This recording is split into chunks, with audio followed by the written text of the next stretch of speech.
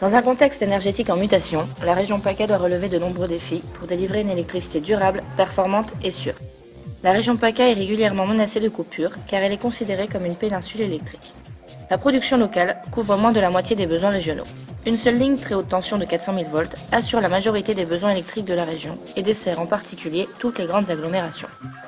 Le moindre incident sur ce réseau peut provoquer des coupures très importantes. 3 alternatives s'offraient à la région. Une rénovation complète mais extrêmement coûteuse du réseau, un retour aux anciennes méthodes de création d'énergie telles que l'énergie nucléaire, ou une solution innovante qui s'inscrit dans une démarche de développement durable comme le projet Nice Grid. ERDF étant leader du consortium Nice Grid, nous partons en direction de Nice à la rencontre de M. Delvalle, directeur du développement Méditerranée. Bonjour M. Delvalle. Bonjour. Bonjour. Enchanté. Bonjour. En région PACA, le problème, mais c'est pas vraiment un problème, c'est que la croissance annuelle de la consommation d'énergie croisse à un niveau moyen supérieur à la croissance de la demande excitée sur le territoire national français. D'accord ? Pourquoi ? Ça va vous paraître bizarre, c'est que la croissance démographique en région PACA est plus élevée que sur le reste du territoire français. Ça tombe mal, parce que c'est une région où il y a très peu de production. Dans l'est de la région PACA, c'est-à-dire sur le Var et la Maritime, vous n'avez aucune centrale nucléaire, vous n'avez aucune centrale de grande puissance, il n'y a pas de grand barrage hydraulique. La seule façon, c'est d'alimenter, c'est de faire face aux équipes par les réseaux. C'est qu'en gros, alors on ne raisonne pas par importation dans une région, mais c'est un peu comme ça, c'est que l'est de la région PACA produit ici localement à peu près 10% de sa consommation, et que donc 90% de sa consommation, ça arrive par des lignes très haute tension du RTE, et ensuite le réseau moyenne tension et basse tension du RDF. Ça, ce ne serait pas un problème, sauf que pour construire des lignes très haute tension, maintenant ça devient problématique. La région PACA est sensible aux incendies. Par exemple, si en été un grave incendie se déclare et s'approche trop près de la seule et unique ligne à haute tension, le préfet demande instamment à ce qu'elle soit coupée, privant ainsi la région d'électricité. Une zone comme l'est de la région PACA, qui dépend à 90% de l'énergie acheminée par des lignes, si les gens continuent à consommer de plus en plus, donc une croissance de la demande qui est supérieure à la croissance nationale, impossibilité de construire des grosses centrales de production, et en plus les gens qui ne veulent pas des nouvelles lignes, ben là, il n'y a pas de solution.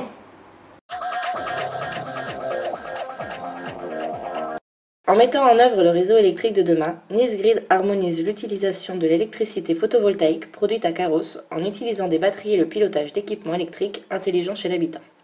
Au cours de la journée, les panneaux solaires produisent de l'électricité en utilisant l'énergie offerte par le soleil et l'injectent dans le réseau local. Lorsqu'une maison produit trop d'électricité, elle en fournit à ses voisins et de proche en proche, c'est tout le quartier qui génère son propre courant. La première brique essentielle est le compteur Linky. Il permet les échanges d'informations entre les systèmes électriques et les consommateurs, notamment par la mesure en temps réel de la consommation des maisons. Chez les consommateurs volontaires, les compteurs s'associent à une intelligence locale pour communiquer avec les appareils électriques. L'ensemble de ces éléments sont reliés à un gestionnaire d'énergie capable de calculer les flux d'électricité du quartier. Chez le consommateur, ce dernier est capable d'anticiper les périodes de forte production d'électricité et d'harmoniser la consommation en conséquence. Par exemple, lorsque la production photovoltaïque est au maximum, le gestionnaire peut l'orienter vers la batterie pour la stocker, ou il peut également enclencher le chauffe-eau à distance. 2 ans après le début du projet, nous nous rendons à Carros pour nous rendre compte de son avancement. C'est une expérience qui nous amène une certaine notoriété. Je pense que quelques décideurs vont avoir connaissance de cette expérience.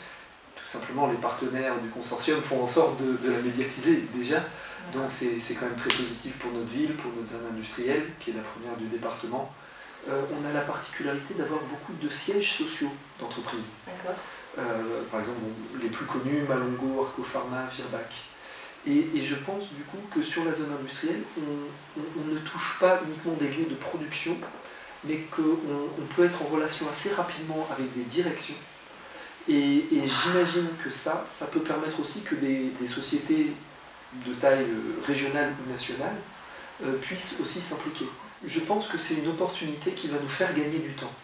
C'est-à-dire, c'est un axe dans lequel on s'était inscrit, Et c'est vrai que là, être pilote pour la France, c'est quelque chose qui va nous faire gagner, j'espère, 5, 10 ans, peut-être plus. Donc c'est très, très intéressant.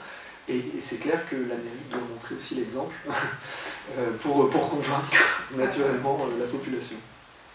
Actuellement, ERDF n'en est qu'à la phase d'implantation des compteurs Linky. Le consortium, dans le but de sensibiliser la population, met en place des outils innovants. Sur la zone industrielle, un showroom interactif a ouvert ses portes pour promouvoir le projet auprès du public et de la communauté internationale. Depuis quelques années, qu'est-ce qu'on constate? C'est que plus de 90% des énergies renouvelables photovoltaïques et éoliennes se connectent sur le réseau ERDF. Une centrale photovoltaïque au sol ou une centrale éolienne, elle alimente directement le réseau moyenne tension, c'est chez nous. Et ça, c'est complètement révolutionnaire. Avant, nous, on prenait toute l'énergie au poste source, qui était alimenté par RTE, et on l'acheminait vers les clients. Donc là, évidemment, on continue à prendre pour l'instant la majeure partie de l'énergie venant du RTE au poste source, mais de plus en plus, on a l'énergie qui arrive directement sur notre réseau. Et ça nous paraît un mouvement inéluctable. Que telle ou telle centrale nucléaire soit fermée ou pas, il va y avoir un rééquilibrage avec une montée en puissance des énergies locales. Il y aura toujours besoin, à notre avis, on peut se tromper, de sources de production massive, parce que ça produit de l'énergie pas chère, et in fine, les clients, ils regardent quand même un peu la note. Mais il y aura de plus en plus, il y aura une montée en puissance des énergies renouvelables locales. Et c'est pas une mauvaise chose.